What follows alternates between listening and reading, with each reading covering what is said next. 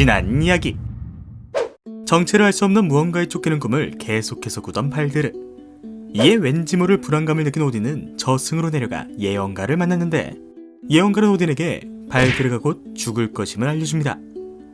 곧장 오딘은 이 소식을 신들에게 전했고, 이에 오딘의 아내이자 발드르의 어머니인 프리그가 나타나 세상 만물이 발드르를 해치지 않겠다는 맹세를 받아오겠다고 하죠. 그렇게 프리그가 맹세를 받아오자 신들은 맹세를 시험해보고자 손에 쥔 모든 것들을 발드르에게 던져보기 시작했고, 놀랍게도 그 모든 것들은 발드르를 해치지 않았죠. 그 모습을 보고 안심한 프리그는 자신의 궁전으로 향하던 중 웬 노파를 만나게 되는데, 그 노파와 이야기를 나누며 자신이 유일하게 맹세를 받지 않은 것이 겨우살이 부림을 눈치챕니다. 그런데 그 노파는 사실 사라졌던 로키가 변장한 것이었고, 그는 겨우살이 가지를 들고 궁전으로 향했죠. 그렇게 무리에 끼지 못한 채 멀뚱멀뚱 서있던 장님의 신 회드르에게 겨우살이 가지를 쥐어주었고, 아무것도 모른 채 회드르는 자신의 형제인 발드르에게 겨우살이 가지를 던지는데,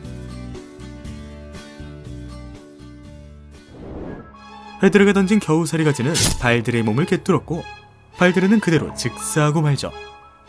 영문도 모른 채 두리번거리는 회드르, 나홀로 낄낄거리며 사라진 로키. 갑작스러운 발드르의 죽음은 정적을 흐르게 했고, 불안함에 되돌아온 프리그는 죽은 자신의 아들 발드르를 목격합니다. 그리고 그녀의 오열은 정적을 깨뜨렸죠. 그때 모든 신들은 자신이 보고 있는 지금 이 상황이 실제 상황임을 파악합니다. 이에 프리그는 누구라도 좋으니 저승으로 내려가 발드르를 데려와 달라고 부탁했고, 이에 오딘의 아들이자 용감한 신 헤르모드가 나타나 자신이 저승으로 내려가 발드르를 데려오겠다고 하죠. 이에 오딘은 자신의 명마 슬레이프니르를 빌려줍니다. 신들은 발드르의 장례를 치르고자 발드르의 시신을 들고 바닷가로 향했습니다. 바닷가에는 죽은 발드르와 함께 태워질 흐링호르니가 있었고, 신들은 발드르를 살며시 내려놓았죠. 이에 오딘은 아들아, 너는 꼭 다시 돌아올 것이란다. 세상의 위치, 네가 있어야 존재하니까 시라고 말하며 9일마다 9배가 되는 황금 팔찌 드라우프니르를 건네주었죠. 그런데 그때 계속해서 울며 장례를 지켜보던 발드르의 아내 난나가 너무나 큰 슬픔에 심장이 터져 죽게 됩니다. 그렇게 난나 또한 발드르와 함께 장례를 치르게 되죠. 그런데 문제가 발생합니다. 시신을 배와 함께 태우고자 다 함께 배를 밀었는데 배가 꼼짝도 하지 않은 것이었죠. 이에 신들은 히로킨이라는 거인을 불러 도움을 청했고, 히로킨은 보란듯이 배를 밀어 바다로 보냅니다. 그리고는 신이란 놈들이 죄다 약골뿐이구만 라며 조롱했죠. 이에 뚜껑 열린 토르는 그녀의 뚝배기를 부수려 달려들었지만, 오딘을 포함한 주변 신들이 그를 말리며 장례식장이 개판이 되는 걸 막았죠. 하지만 토르의 슬픔과 화는 최고조에 달해 있었고, 마침 눈치 없이 토르 앞을 걸어가던 난쟁이 리츠를 걷어차버립니다. 그렇게 발드르와 난나 그리고 난쟁이 리츠는 흐링호르니와 함께 저 먼 바닷속으로 재가 되어 사라져갔죠. 한편 발드르를 데려오고자 9일 동안 쉬지 않고 강을 건너고 골짜기를 지난 헤르모드는 드디어 저승의 여왕 헬을 아련합니다. 이에 헤르모드는 저승의 여왕이시여, 저기 있는 발드르의 죽음으로 온 세상 만물이 슬픔으로 가득 차 있습니다. 부디 발드르를 돌려보내주시오 라고 요청했는데, 이에 헬은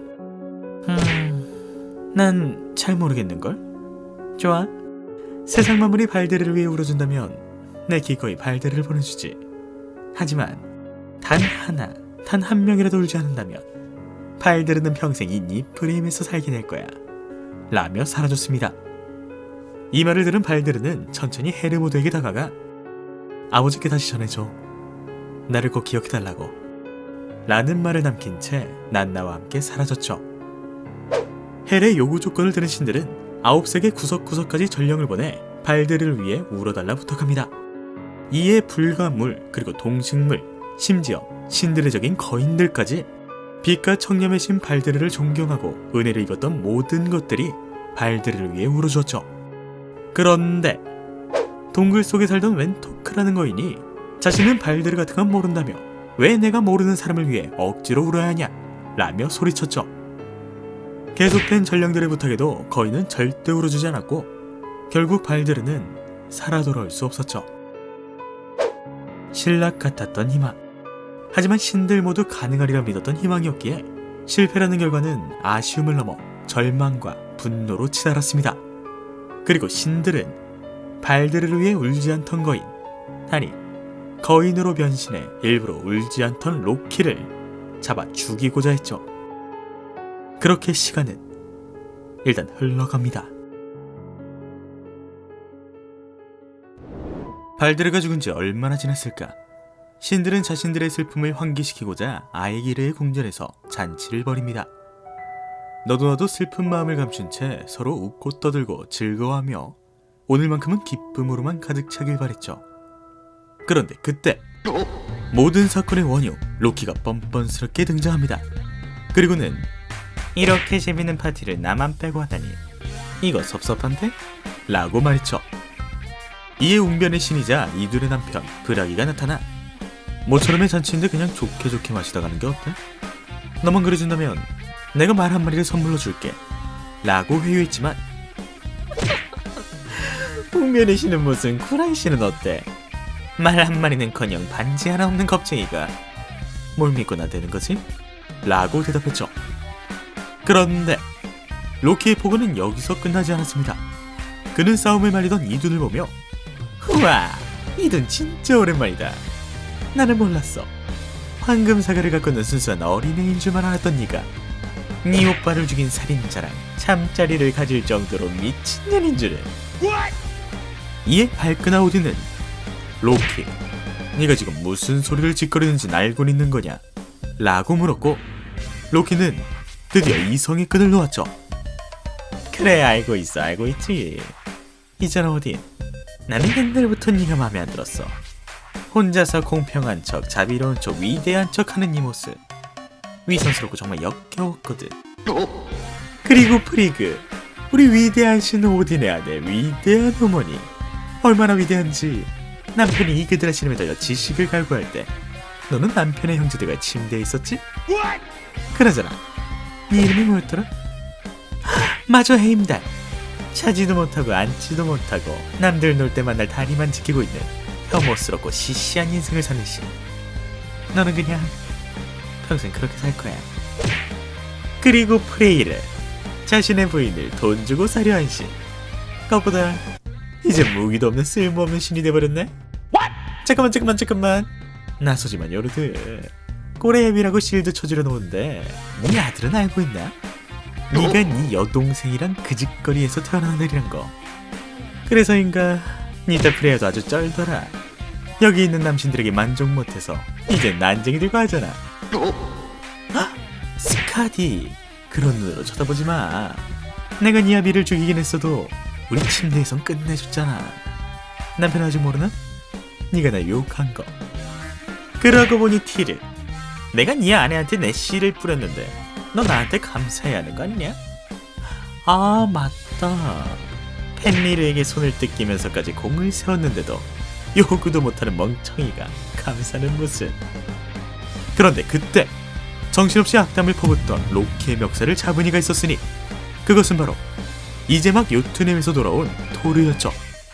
토르는 로키에게 한마디만 더 하면 니놈의 뚝배기를 날려주겠어 라고 말했고, 이에 로키는 얘 누구야? 대지의 여신 벼룩인의 아들이 나타나셨구만. 다른 신들은 알고 있어? 네가 거인에게 키스당할 뻔한 거, 아님 거인의 장갑이 동굴인 줄 알고 잠자한 거, 아니면 거인이 묶은 보따리를 풀지 못해 낑낑거리다가 굶어 죽을 뻔한 거. 헉! 내가 다 말해버렸네. 파티 재밌었어.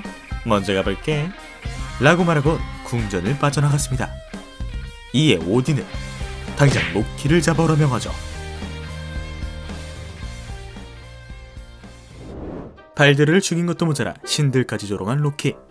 그는 신들이 찾을 수 없게 아주 깊은 숲으로 숨어버렸죠. 그런데 문제는 나뭇잎 떨어지는 소리, 새들이 지저귀는 소리, 심지어 물소리까지. 극도의 불안감 때문에 로키는 끊임없이 스트레스를 받게 됩니다. 때문에 그는 아예 연호로 변해 자신의 모습을 감추고자 했죠. 평소에는 연어로 밥 먹을 때만 본 모습으로 돌아오던 로키는 여느 때처럼 물고기를 잡기 위해 그물을 손질하고 있었습니다.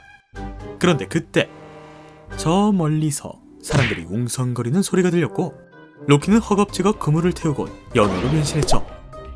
무언가 인기척을 느낀 신들은 이제 막 타기 시작한 그물을 발견합니다.